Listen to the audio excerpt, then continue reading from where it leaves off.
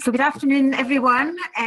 Welcome and thanks for being with us for the Art of Possible, Leading Change in the Digital Age. My name is Susie Mitchell and I'm the Programme Director for Glasgow City of Science and Innovation. Art of Possible is brought to you today by Glasgow City of Science and Innovation and Technology Scotland, and I am absolutely delighted to say that today's gathering is also run in partnership with Strathclyde Inspire. The University of Strathclyde's recently launched entrepreneurship strategy, which is integral to creating a market square of entrepreneurial events, connections and support right in the heart of the Glasgow City Innovation District. So as many of you will know, Art of Possible is a feeder event series for the Can Do Innovation Summit, which is Scotland's National Innovation Summit, where we have about 1,000 attendees from Scotland, the UK and beyond. We have lots of themed business panels and insights from global thought leaders from the likes of Pixar, NASA and Lego. And the summit aims to support greater business innovation in SMEs. And a wee date for your diary, the next summit is being held the 23rd of February 2022, and digital transformation will be a core theme within that. So we established the Art of Possible series about 5 years ago with the intention of inspiring and supporting greater tech adoption and collaborative innovation within SMEs to support business resilience and growth. And we really wanted to create, I guess, a sort of formal, informal and friendly space. Once it was physical, now virtual for now, where I guess the innovation ready and the innovation curious could hear from a range of leaders from the worlds of business, academia and more, and critically leaders from a range of sectors who were bold, who were creative, innovative and collaborative in their approach. Today, our eclectic panel are from a diverse range of industries, and they will share their stories and demonstrate how purposeful leadership can create the right conditions to grow a thriving business of inspired people empowered by tech.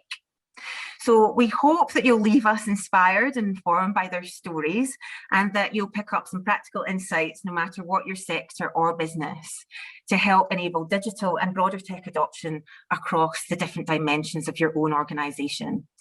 So at this juncture, I'd really like to thank our chair and our speakers for contributing to today's event, and thanks too to my colleague Helen, who really has been instrumental in pulling this event together.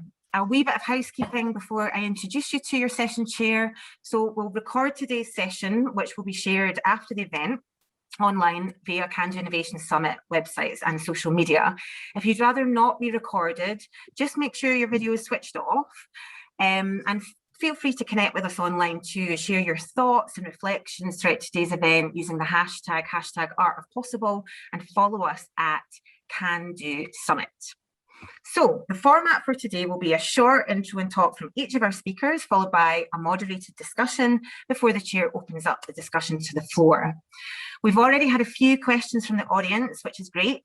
So when you registered, so thanks for those, but you can submit any other questions in the Q&A chat box function. So please make sure you're on mute for now, if that's okay. And now it's my absolute pleasure to hand over to our host, Professor Eleanor Shaw. So Eleanor is from the University of Strathclyde and leads on Strathclyde Inspire. Eleanor is a professor of entrepreneurship, and she's worked at various universities here in the UK, as well as North America, South America, Europe and New Zealand. Her research on women's entrepreneurship has been highly influential at government level, and her work on social entrepreneurship has been leading and highly cited. Eleanor was director at the Hunter Centre of Entrepreneurship for 6 years, and in her current role, she's responsible for the university's entrepreneurship strategy, Strathclyde Inspire. Eleanor, thank you so much for supporting today's event, and now over to you. Susie, thank you so much for such a warm welcome, and good afternoon, everyone. I'm really delighted to be here with you today. We've got a brilliant panel lined up for you, and I know that we're just going to have some fantastic discussion. Just before I introduce you to the panel, you may be wondering if my research is focused on social entrepreneurship and women's entrepreneurship, what on earth that has to do with technology and innovation. So let me reassure you that the women entrepreneurs and the social entrepreneurs that I have worked with are amongst the most innovative entrepreneurs you will ever meet, that I have ever met. and they grasp technology and make it work for them however they possibly can. And it's just been a real pleasure for me to witness the impact that tech and innovation can have across all sectors. So I feel I've laid out my credentials for you, and that it's perfectly okay for me to be here with you this afternoon. So without much further ado, let me mention who's on the panel, and then we'll go to each of them individually. They're going to speak for about 5 minutes. Then I suggest we have a little recap, and then we will open we'll open up to the floor. So to kick us off in a moment or two, we have Anthony Burns. Anthony is Chief Operating Officer with ACS Clothing. ACS started in 1997 as a traditional tile and clothing formal wear hire company, but has since faced challenges as consumer trends have moved away from formal clothing and the fashion world has moved to low-cost linear consumption models. So lots, I'm sure, Anthony, that in a moment or two you will be able to share with us, and I'm really looking forward to hearing what you have to say. After Anthony, Karen Greenshields is going to talk to us, and I'll introduce Karen at that time. And then last, but by no means least, Angela Prenter-Smith will also be speaking with us. So to kick us off, Anthony, over to you, please. Thank you, Eleanor. Thank you, Susie. Yes, I'm Anthony Burns, Chief Operating Officer at ACS. We're Europe's largest rental and resale fulfillment centre. We facilitate circular business models for brands and retailers, circular business models which allow these brands and retailers to not only be more profitable, but it also allows them to embrace sustainability and embed circular practice within linear business models. And that's very attractive because we know that the fashion industry has such a horrific reputation, not just to the damage it does to the environment, but also to the people working within its supply chain. That's why it's very, very important for us to address both of these areas. So our business models are inherently sustainable, i.e. rental. So we offer rental, as Eleanor had said, traditionally it's been men's formal wear for black tie events and weddings. In Scotland, that's kilts. Across the UK, it's tailcoats and outfits for, like, we had a busy couple of weeks there just at Ascot. But fashions are changing, and rental is changing. It's changing from occasion wear to more subscription models. In the UK, we're behind the rest of the world, and there's reasons why that is. There's a culture of usership. There's culture, of ownership in the UK compared to usership, because many of us own our own homes, so it creates that culture. But it's changing. More and more of us lease many things. We lease cars, we lease music, like Spotify. We sleep in other people's beds in hotel rooms, that have been slept in by hundreds of people before, but there's a reluctance to rent clothes. But it's changing, and some of the technology that we have embraced is breaking down those barriers, as well as clothing rental for men's formal wear. Subscription, as I said, we're launching with different partners for subscription clothing, which is what we'll all be wearing in years to come. So we've launched with Moss Bros and subscription, where you pay money every month and you get X amount of garments and they just constantly rotate. It's a lot more, it's better for choice for the individual, and it's better for the environment, better for the retailer, because the unit economics of it all make more sense. We're also launching with LK Bennett on this front. We support baby clothing rental partners with subscription clothing also, where parents will get clothes, 15 items when their son or daughter is born, and then they'll get another 15 at 3 months and 3 to 6 months, and it moves on, so it cuts down on wastage. We support dress rental partners also, and we also facilitate re-commerce and resale schemes. So that's where 10% of fashion pre-pandemic was bought online. It's nudging 45 at the moment, and more items come back dirty or damaged. If they're not repaired or cleaned, they end up going to jobbers and potentially end up in landfill. So we clean them and repair them to make sure that they have a second life. It's more profitable for our partners, but it also yeah, it's better for the environment. As also mentioned, not just for the environment and how we do things, how we cut back on our energy, how we cut back on our water and the use of chemicals by the technologies we use, but we also we look at the biodiversity of our local area. We have beehives on site, we're planting more wildflowers, because we recognise as a business, we don't want to be a big tin shed or warehouse with broken pallets and plastic and cardboard in the yard. So that's why we've set up the biodiversity bubble around the site. We're working with local school children in the polypropylene tunnel that exists on site. And also in terms of people, our people are our biggest and best asset. We've set up SQA, a Scottish Qualifications Authority Training Centre, where we offer vocational qualifications in logistics and textile care, which are skills that are not prevalent in the UK. So we create our own talent pipeline. So it's our people and the environment and how we go about business is important to us. We have a duty of care as a good corporate citizen to do the right thing. And we firmly believe in people, planet, profit. If we do the right thing for the people and planet, the profits will undoubtedly come. I'll stop there. Anthony, thank you so much. There is nothing not to like about what your company is doing. It just sounds absolutely fantastic and highly innovative. I'm particularly interested, I'm sure we'll come to this in the chat, but you're right, baby clothing, whenever you have a baby, people just sit, you can get far too many clothes. So that idea of having a subscription that gives you the baby clothes when you need them is just fantastic. And the biodiversity bubble as well, just so refreshing to hear about that. So thank you for sharing that with us. I think we've already had some questions for you, and we'll come back to those at the end. And just a reminder to everyone, please do feel free to use the chat facility to post any questions that you would like to. So thank you very much. It's now my great pleasure to introduce you to our second panelist, Karen Greenshields. Karen is going to be sharing with us insights into GAP's journey when they were implementing their recently launched mental health and wellbeing hub. So you can see that people and innovations around how to support our people are a key theme already coming out of today's discussions.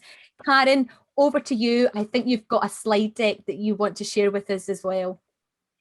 Yes, thank you very much, Eleanor.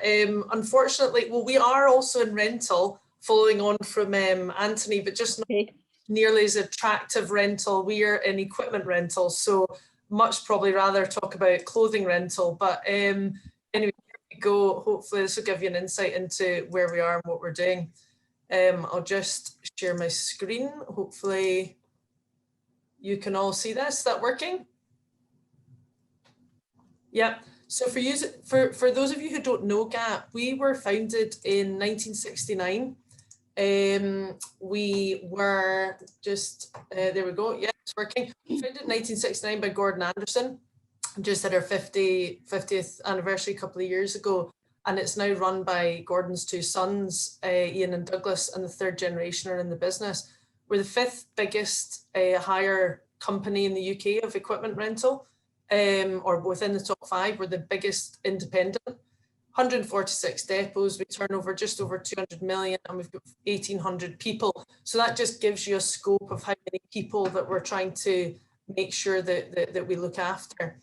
So our challenge with this technology that we rolled out was really tackling the stigma around mental health problems within our business and within the construction industry. So a bit of background, unfortunately, the construction industry continues really to play catch up with other industries on this topic. Now, why is that? Focus has always been on the prevention of physical injuries. And as you can imagine, in our industry, that's very apparent and obvious and very, very, have to deal with that on a daily basis, unfortunately. But mental health as a result has always been put to the side. The working environment is quite reactive in people working with equipment. So it's a difficult industry for people to stop and think. It's very stressful, very reactive, challenging from a mental perspective. But most importantly, the stigma attached is very poor. The construction industry is very male dominated. Construction workers are known as being very stoic in their approach with a tough mentality. So it's very positive, but obviously increases the problems around mental health. So we realised we had to prioritise the mental well-being of our employees and not just have it as a tick box exercise. So as you can see from this picture, the 454 hats unfortunately represent the number of suicides each year in construction. Males are 3 times more likely to commit suicide in construction than any other industry, or the national average for men. 58% of people deal with some sort of stress or anxiety in this industry, and 30% don't feel comfortable talking about it. So this 30% is exactly where we knew we could make a difference internally within GAP and being forward thinking in the industry. But it would require very significant behavioural change at all levels. So led by our board and our head of human resources, who was very passionate on this topic, we had a discussion around how we could bring mental health awareness to the forefront of what we do. We were introduced to Frog Systems, a technology developer that specialise in helping organisations empower individuals to become happier, healthier, and the best they can be. And this was when the GAP Wellbeing Hub was launched. They were completely aligned with what we wanted to do, so it was a no-brainer to link up with Frog Systems. After liaising with lots of different teams within GAP, they developed this bespoke hub for us. So I think from our perspective, we've always worked very closely with Construction Industry Helpline and other organisations on mental health and wellbeing. But this for us was really to create something forward-thinking, something very interactive, and really helping remove the stigma around talking about mental health awareness. And we wanted our people, especially at senior management level and downwards, to feel empowered talking about this and comfortable talking about this. So what's the impact been? We had around 250 managers that had already been through mental health awareness training over the years, but these were still the people we had to get really empowered to talk about this and to lead this change. We rolled it out to the senior management team and the 250 or 350 managers first via Teams, and then we've cascaded it down by region nationally across the UK, so that every single one of our 1,800 employees have seen the Wellbeing Hub, have touched it, have felt it, have asked questions and have used it. The feedback's been great. We've had employees volunteering to support other employees that they know have suffered. So this is great. This is all we really wanted, was to get people talking and to make a difference, really. So we set out to provide this easy to use digital platform to help our employees deal with mental health and well-being, and also, most importantly, for their families to have access to this, because it's all very well one person having access, but we wanted the families to also know about this in case their family member working for GAP was suffering. So this platform's doing just that. So it's still very early days, but feedback's been great, and we're looking forward to seeing how we can continue to develop this digital platform across the business. And yeah, that's it from me. So hopefully that gives you, I'll stop sharing here. Hopefully that gives you a good insight into where we came from and how we've led it and cascaded it through the business. Karen, thank you so much. Really interesting talk for us. And a lot of the work that I've been doing recently has identified that well-being is our #1 employee concern going forward. And it's one of these things, COVID may have shone a light on it, but the figures that you were quoting there about particularly male suicide, stress, anxiety, people generally feeling happy at work, those figures, happiness at work has been going down rather than up way before COVID, and COVID has actually shone a light on that. So I think there'll be lots to learn, Karen, from what you're doing at GAP. And also the idea of providing access to families as well, I think is really innovative and a different way of approaching that. I must also apologise, I didn't give you your full title when I introduced you, so please let me do that now. Karen is Managing Director of Technical and Environmental Services at the GAP Group. And my apologies, Karen, that I was so excited to hear what you had to say that I forgot to give you your Sunday title at the beginning. Not a problem. Thanks, Karen. Thank you. Okay, we're now going on to hear our third panellist, Angela Trentner-Smith. Now, looking at Angela's biog, now I should say all of our panel biogs you can get on the Eventbrite site, so we're not going to go through all of them just now, but I do want to read you out something here that I really like. Angela has been working in digital before it was even called digital. So that's fantastic to hear, Angela. Angela is founder and MD at This Is Milk. And Angela, I just feel with that introduction, digital, before it was called digital, over to you to hear what you have to share with us this afternoon. Thank you. Thank you so much. So yes, thank you for inviting me here today. I am founder and managing director of This Is Milk, which was incepted to offer a more human-centered way to navigate technological change in organizations. And when I said I was working in digital before digital, that was, I started my career in student loans company and moved into a role as what was then called an e-business analyst, a word we never use anymore. Nobody knew what that job was, nobody knew what it did, but basically I did everything to do with getting student loans company online, be that through application forms, through change of customer details, through to supporting the contact center in dealing with the transition to online, which was a great place to be in because I really got to see digital transformation from start to finish without the constraints of a job title that anybody understood what you did at that point. From there, I took voluntary redundancy and then worked in a range of roles, always in a kind of innovation space. So I worked in the carbon capture and storage program that was a consortium between Scottish Power, National Grid, Aker, and the other name escapes me, Shell. And then moving into Tesco Bank, bringing in their current accounts, which was a first for a supermarket bank to actually have a current account.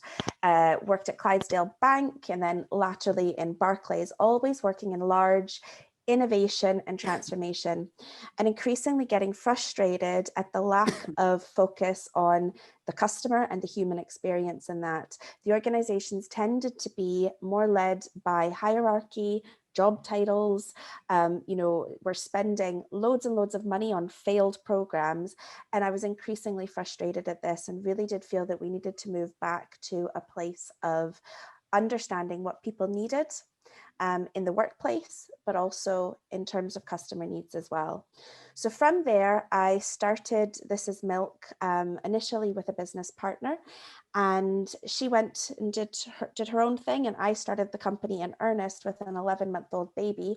And at that point, I think we were a little bit too early for the market. So when I was going out and talking about you need to do more, human-centered research, you need to understand innovation from a human perspective, you need to break down the silos in organizations, I was getting to Angela, we just want you to come in and do the job. So the first couple of years of consulting were a little bit difficult, but also, starting to get a business off the ground was tough too. Then about 2.5, 3 years in, we got really busy, and the demand for our services wasn't, I wasn't able to meet because I couldn't find the people with the skills that I needed to really deliver the facilitation of digital change across the piece. So at that point, I downed tools on consultancy because I was running a business I didn't want to run anymore, and I was having to do pretty much everything. And I started to focus on what the real problem was, which was the lack of skills in the digital space. So we had a lot of change professionals, but none that were able to look at things from a holistic perspective. You could do this, you could do this, but we needed to really look at that sort of T-shaped model of skills, more building qualities like curiosity, empathy, research, problem solving and strategy. And I spent 6 months researching and designing what then became the Digital Transformation Program, which was an upskilling and reskilling program for people in the digital space. And from that point, we had a really difficult year with pivoting the business. But after a year of that, we then launched This Is Milk training. We won a BIMA award for innovation in transformation consultancy. And from that point there, we've been delivering training and consultancy across the digital spectrum, not the technology, but all of the other stuff here in the UK, in Scotland, but also globally. Last year was an interesting year. I had a second baby, and with an 8-week-old, we decided to put in a response to the Scottish Government CivTech Challenge on how to create an immersive learning environment. So we beat out 22 other companies and are now in the process of building and launching our product Neve, which is an immersive learning environment that is dyslexia first and has neurodiversity at its core. It takes behavioral science, it takes gamification, and it basically is about learning from the way you as an individual interact with the experience and then adapting the platform to serve you an educational experience that is specific to your needs. So that's me. So I now run a consultancy, a training, and a technology business that we have built over the last 7 years. Angela, thank you so much. What a fascinating journey you have also had. Let me just ask, I think, 2 questions at the moment. You mentioned during your talk that you felt this frustration about the impact of hierarchy and the emphasis that some place on job titles. My question is this: has COVID helped challenge that, or has COVID made that worse? Because I reckon it could go either way. And I wonder what your thoughts are. That is fascinating as a question. I feel like the question you asked at the beginning of the session about, is technology key, technological adoption key to resilience? The answer is kind of a partial yes, but the other answer to that is it comes down to leadership and culture as well. I've seen really odd behaviors come out of COVID through organizations, things like asking people to put on a spreadsheet how they're dealing with COVID that day, and stuff like this, or, having to check in and check out, and people, knowing that person was sitting there for their 7.5 hours a day. And I really feel like the organizations that have a leadership that is able to trust their staff will be the ones that will be more resilient in the long term. If you have leaders that are able to kind of, do that, show that they care personally about you as an individual, but give you that direct kind of honest feedback that I need you to do this today, but show that empathy and compassion that's really required when you're delivering work through a global pandemic. We can't really work in that way of having everybody expected to be there 9 to 5, working to their job title and to the hierarchy. The second bit of that, though, is there have been, how do I even put this? There's been odd kind of behaviors that people have felt, I think, a little bit out of control because they can't see and they can't put their finger on what is happening. Because everything is, you're having to trust people that they're getting their stuff done. But I actually think all of that's a good thing. We should become more outcome focused as organizations rather than basically what the Industrial Revolution required of everybody, which was be an automaton and just do your job, right? So presenteeism as well. A lot to answer for. Thank you, Angela. And then the other thing I did want to ask you was, first of all, congratulations on winning the contract for the immersive learning environment. I didn't quite get the name, whether it was Eve or Neve. It's Neve, so that's Neve. We renamed it because our first name was wrong, basically. So it's now named after my baby daughter. So it's Neve. Okay, brilliant. Thank you so much. Okay, that's us open to questions now. I would like to thank each of our panelists very much for the talks that they've given so far. If you're keeping up to date with the chat, you will see that there've already been some questions posted there, and there's been some answers posted already. So thank you to all of you who've done that straight off. Can I just go first of all? Anthony, is there anything from the chat conversation at the moment that you would like to highlight before we go to questions that we've received? Oh, Anthony, sorry, you're on mute. Yes, sorry. I put a quick brief, I could probably waffle on for a while there, but there's nothing, unless someone wants some clarification if I've been a bit too brief with my response. But clearly Brexit has had the impact. I mean, that was one of the questions, and it clearly has had that impact. Okay, thank you. I'm just trying to look here. Karen, is there anything that came up for you in the questions that have been posted so far that you would like to respond to more widely? I guess a couple of the questions are around, how do you use the hub and information on the hub and just how easily accessible it is. And that really, I think we have someone from Frog, I think is on. I think Jane is maybe on the call. So I think Frog Systems would be more than happy if there's any specifics on, on how we develop or how the hub could perform for their business. Okay. Then it's probably best to go through Frog Systems, because we're continuing to develop this for GAP, okay, continuing to add to it and getting data back from it. So I think it's a real ongoing developing tool. So that was one of the questions that came up. Okay, thank you. Let's see, you've done that. Now, Tom Craig has asked a question, said some, or maybe it's a comment. Amen to leaders and organisations being able to trust their staff. Trust is the most undervalued asset of any strong or organisational culture. Yeah, and that very much goes back to the comments that Angela made just there. Peter has asked a question regarding textile skills in the UK. One exception may be tweed, especially in Scotland, which is a craft-based cottage industry. Do you have any longer-term plans which will promote tweed? So I can presume, Anthony, that's one for you.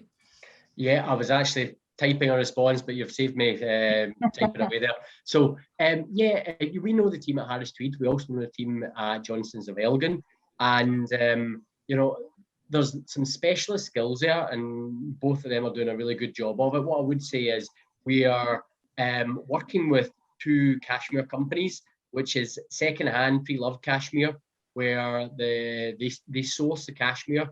We clean it and mend it, and there's particular skills with the mending of cashmere. It's not normal sewing, and that skill is really dying out. So we are actually hopefully trying to create an SVQ which is more pertinent to that particular skill, and couple that with maybe supporting home workers, because maybe the blend isn't everyone in a warehouse or in a facility. It's people working from home and actually using their own kit and equipment. And that could be the future, where there's a workforce where it's not just sitting in front of a PC or a laptop. They're actually doing, tasks or hands which are skilled. So that's something we're working on in the background just now. Thank you very much, Anthony. Okay, when you registered, we invited you to post some questions. So I'm going to go to some of the questions that we received during registration. So let's have a look at some of these. I'm just looking at what I think. Okay, do you think portraying the changes which are undoubtedly going to happen as waypoints on an individual or a company's journey, rather than just challenges, would facilitate a mindset which includes where to proceed next, rather than just get through it? Karen, can I go to you first of all with that one then? So, so if we know what's going to happen, if we think about that, if we're more prepared for it, what might the responses be? Oh, it's a good question. From a digital perspective, or how you is that? However you fancy answering that. Or just any perspective? I think any perspective. I think the more prepared we are for anything, the better we can respond. But I think from a leadership point of view, it's how we respond and how quickly we respond. So a lot of that comes down to experience. And we've certainly found that, especially through COVID, it's been experience in the business that's really we've made decisions very quickly, and they've resulted in very positive results. So hopefully that kind of answers the question. I know that was one part of the question, how quickly we respond or how resilient I guess we are going forward.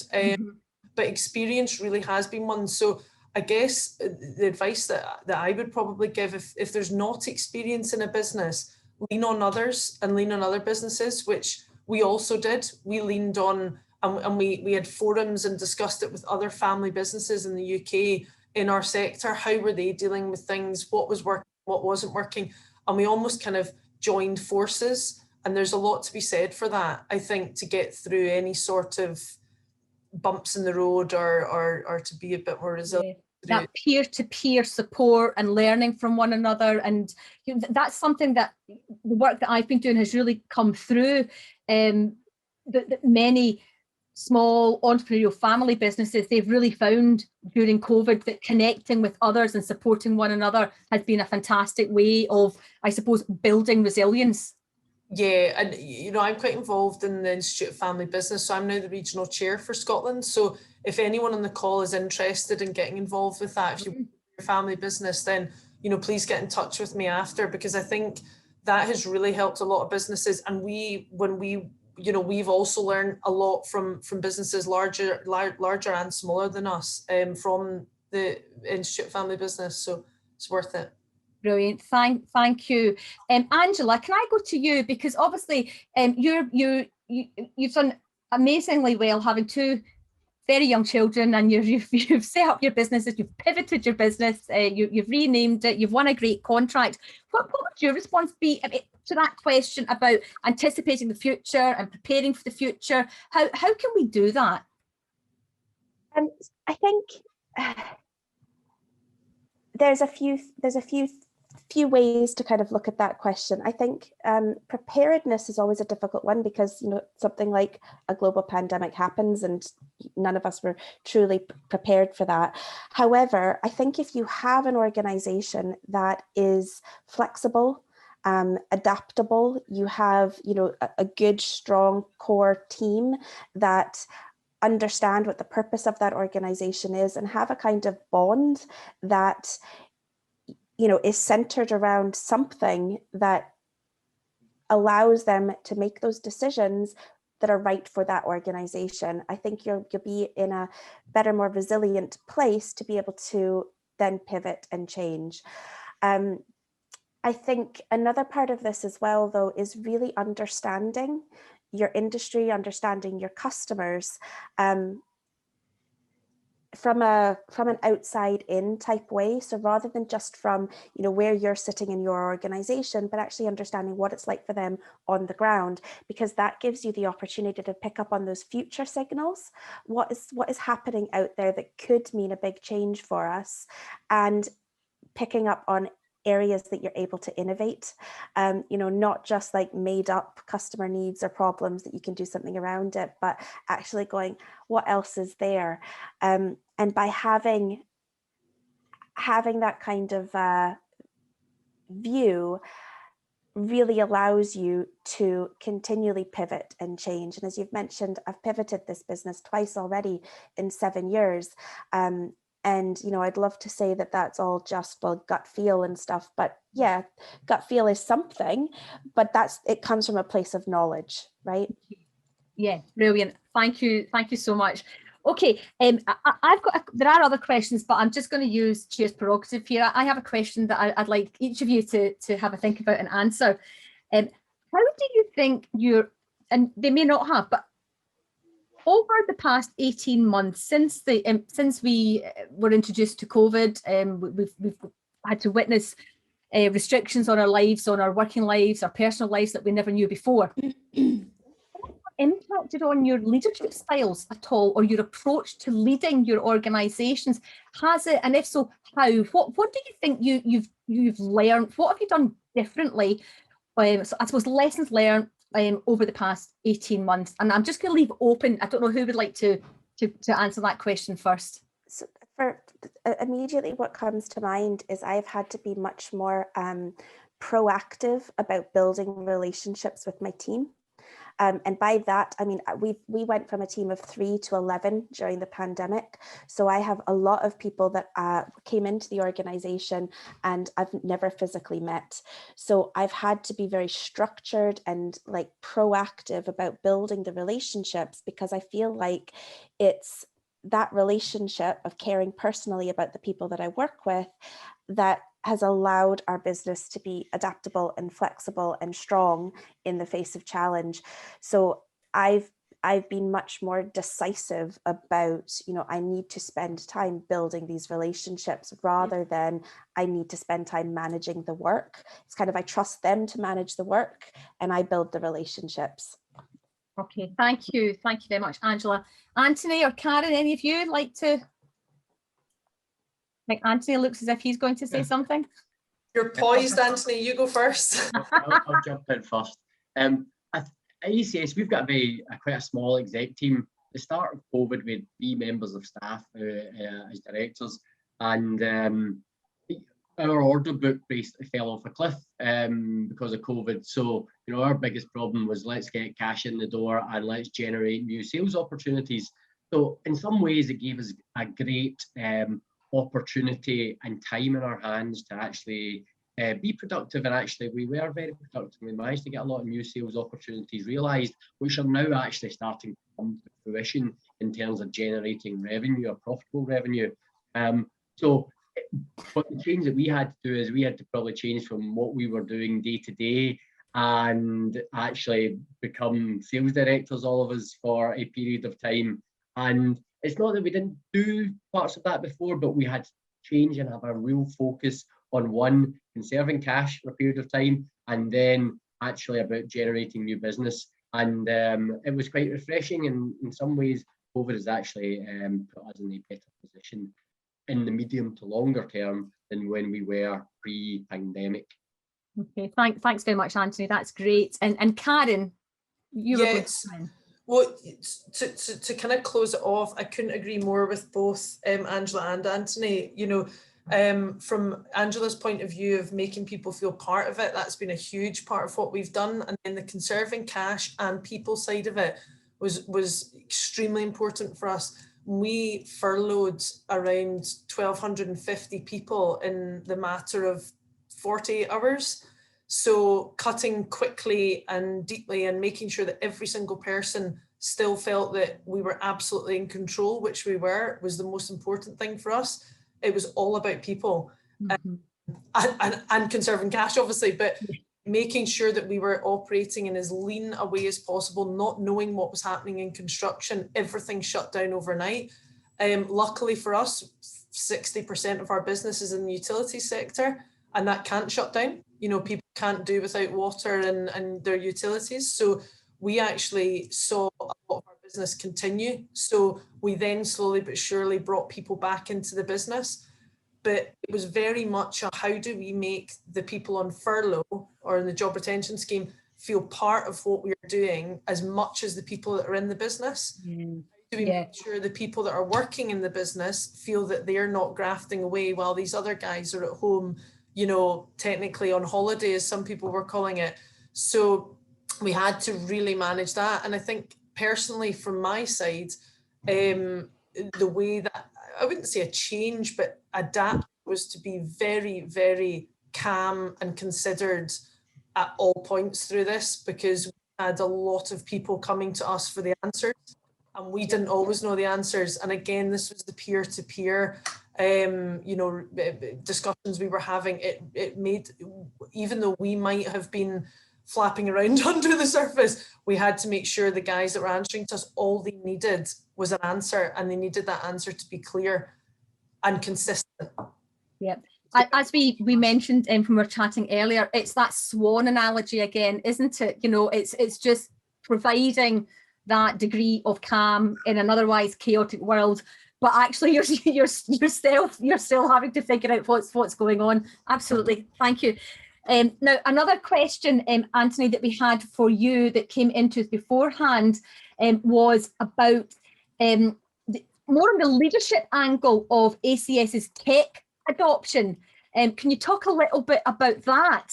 How you and the team were able to bring in and have that accepted? In terms of the tech, well, I'll give you an example of some of the tech that we've brought in. The biggest barrier to clothing rental is one, awareness, and secondly, it's a perception that clothing rental or secondhand clothing is dirty. We know that's not the case, but we recognised this many years ago. We surveyed consumers, and they said, well, we're reluctant to rent because we think it's dirty.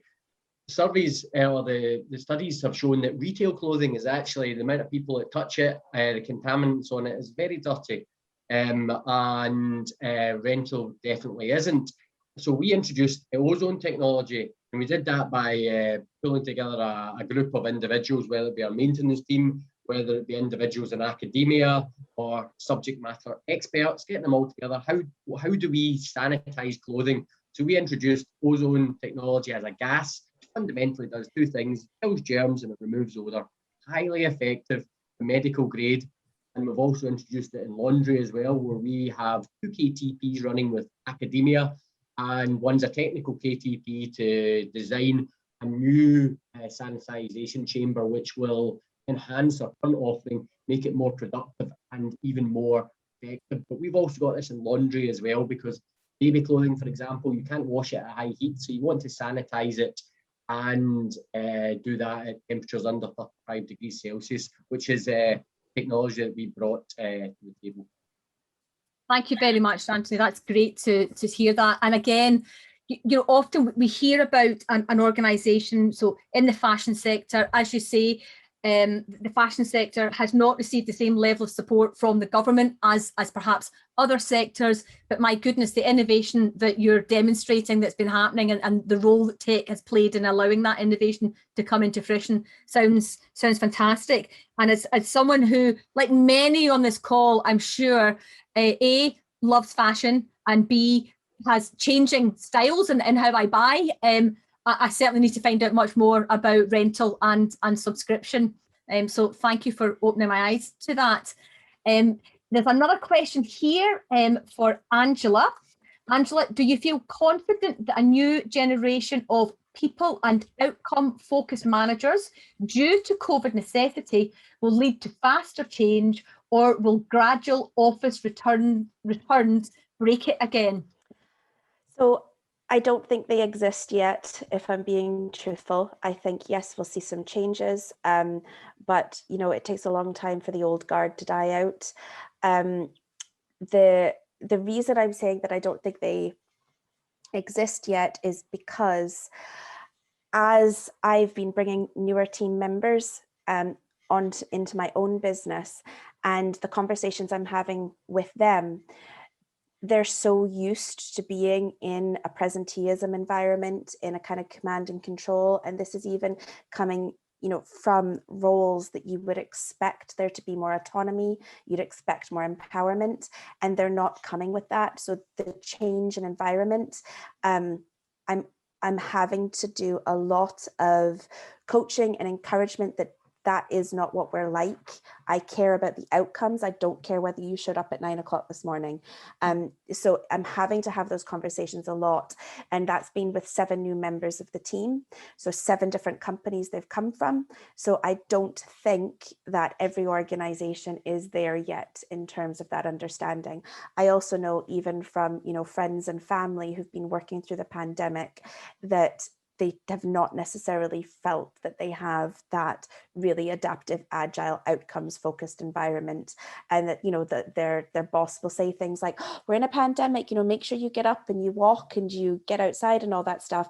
And then they'll pack their days full of meetings so that they can't have that sort of flexibility. So I don't think we're there yet. The return to the office, I don't know that that's going to break it, because I'm not sure that we're there yet. Okay, thanks, Angela. Can I actually go to Karen for a follow-up on that question, given the work, Karen, that you've been doing around well-being? What are your thoughts on, you know, as we come out of COVID, and, you know, how are we going to transition, and the benefits that we have had from COVID? How can we keep those and that focus on well-being? Yeah, so I guess that kind of question is twofold. So what we've done currently is we have brought back in, as explaining before, we've brought our head office back in 1 week in 3. So they're on rotations. We have about 140, 50 people in our head office. So they are gradually being reintroduced to the office environment, and that's working really well because they almost have the best of both worlds. But what we've identified is if our teams are going to come back into the office, and we've really identified this over the last 18 months, we are far too crammed and the working environment is not good enough. So we are about to do a big promotion. We have secured a new office we're relocating to, and we're going to have our employees help build it for us. So in terms of the internals of the building, so we want to know, what do they want? Do they want breakout areas? Do they want pool tables? Do they want, you know, what's going to make coming to work better? You know, do they want a gym facility? Do they want a cafe, on-site cafe, things like that? So we really want to become an employer of choice because we want people to come into work. Now, whilst we've managed to operate with people remotely, we know the added benefits from a mental well-being perspective of them being around other team members and being part and feeling part of it, exactly like Angela was talking about at the beginning. You know, it's very hard to make people feel welcome and part of a team remotely. So I'm not saying that it can't be a mix of both, but the majority of time we've identified has to be in the office, and that's what we're doing. So that's going to be quite exciting for us. Okay, thank you, Karen, for that. I want to do something a little bit different now. I want to ask a question to everybody, and then if you look at your Zoom screen, at the bottom right-hand side, you should be able to pop on something that says reactions. So I'll show you, you know, that's my reaction just now. That shows you just how absolutely happy I am to be here this afternoon. And so there was a couple of questions that were put in from the audience this afternoon. So let me ask one of those. And in the reactions, if you are positive, give me a thumbs up, like that. And if you don't agree or you think more needs to be done, let's go for a face that is just an open mouth of face, because not everyone has a tick or a cross. So here's one question I'd like to ask you. Do you feel that the funding innovation landscape is easy to navigate? And are you confident that you would know where to go to access funding support for innovation? So can I invite you please just to use your reactions? And if we go to gallery view, we can just see. So I'm looking at it here. Yeah. So I am seeing so far, I only saw two thumbs up there. So that suggests that not that there's not funding available, but how we communicate that funding isn't so well understood. Now, Anthony, this isn't very fair, but you did give a thumbs up. So could you can you say a few words on why you gave it a thumbs up? Well, we have been very successful with funding on a variety of fronts. Partly it's because we have individuals that have been round the block and have done it many times before. So we've got a bit of experience of it. So I'll give you some of the things that we've had great funding support with. We've had multiple RSA grants. We have had support from Innovation UK with 2 KTPs. We've had other support from Innovate UK to, I think that we applied for something, and it was about 50 companies out of about 8,000 were successful in terms of support to bridge the gap during COVID and continue operating and doing all the strategic projects. But it's because we've probably got one individual that's done a lot of it and knows just how to navigate. But I can understand without him and with other companies that maybe don't have that type of resource it isn't easy. And we're also a Scottish Enterprise Managed company, which really helps because they point us in the right direction and highlight things which are available. Okay. Thank you very much, Anthony. Well, colleagues, I want to keep to time. We had said that 3 o'clock would be the cut-off. So what I'd like to do, first of all, is to very much thank the panel that prepared and came along for us this afternoon. So please join me in giving them a traditional round of applause. Really enjoyed hearing each of you speak. And I, as I always do, I've learned a lot from that. So I really appreciate it. A common theme was clearly the focus on people, a focus on leadership. And these are things that cut across innovation and technology, regardless of whatever sector. I don't know, Susie, if at some point another conversation we could have another conversation around the role of, leading people and how important that is to achieving tech success and really an innovative environment. One thing that we did want to do before we leave you this afternoon was talk about where you might go to access support. So thank you, Anthony. You provided a lot of the information already on that. So let me just recap for you. Obviously, Susie and the team are on hand, and any support that they can give you, get in touch, and they can direct you to different areas within Can Do that can also work with you. Anthony mentioned the RSA, and they do have, I'm a fellow of the RSA, and they do provide a lot of support for innovation and technology. Innovate UK, KTPs are knowledge transfer partnerships. This is where a university will partner with a company. The Innovate UK provide most of the funding for a graduate to go into the company and to work with the company on whatever the project might be.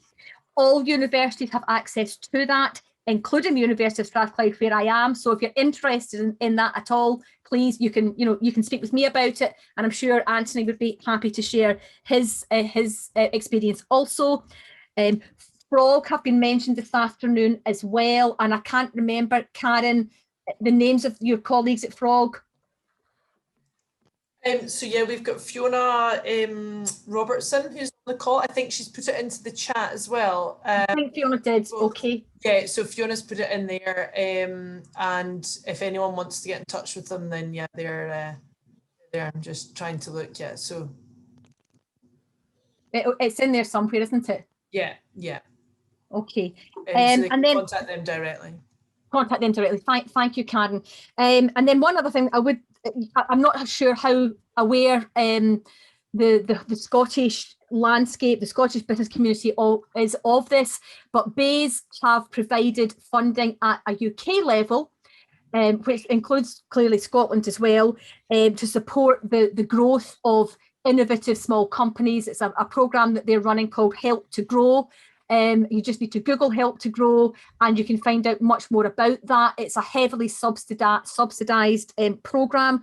Strathclyde is one of the key supporters of that in Scotland, but there are, I think, Stirling as well, and there are others throughout the UK. So that's another source that you might want to consider if that is helpful.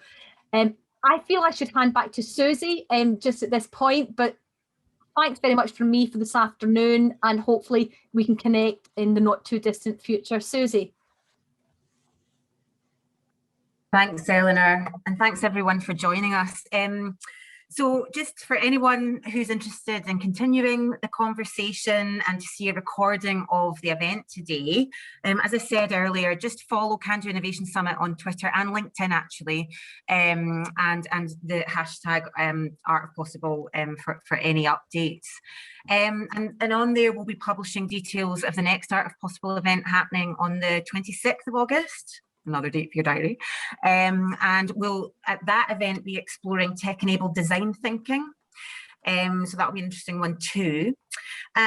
Before we head off, we're going to have a very quick poll. And it'd be great if you could just give us, give today's event a rating out of 5. I think Helen's going to put that up on your screen. There we are. Ta-da.